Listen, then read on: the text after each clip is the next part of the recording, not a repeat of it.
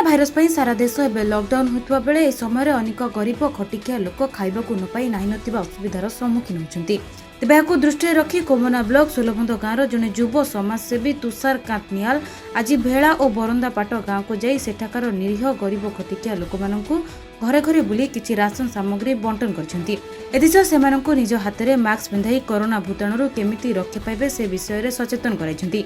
तेबे श्री नियाल एपरी कार्य को विभिन्न महलू धन्यवाद जणाइबा सहित बहु प्रशंसा मध्य करिसेंति।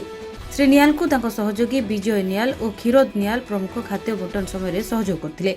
आउ ई घड़ी संधि मुहूर्त रे मुई प्रत्येक गाँव मान जाई करे से गरीब निरीह लोक मानकु निजस्व खर्च रे मुई मास्क राशन सामग्री बंटन करे।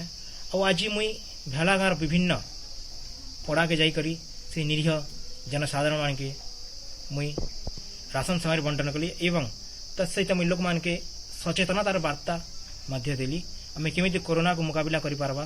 सब बंधन लोग गोटे आसला चौल दाल आनला बिस्कुट आनला आ साबुन आनला आमके बूढ़ा बूढ़ी के सबके देला आमके भगवान ताके कटी कटी धन दियो आरु आमे खुशी हेलु सबु जिनिस आमके देला खुश कला बिचरा ताके लाख लाख भगवान दियो। नपड़ारू नट आड़बंक रिपोर्ट डीटीवी ओडिया।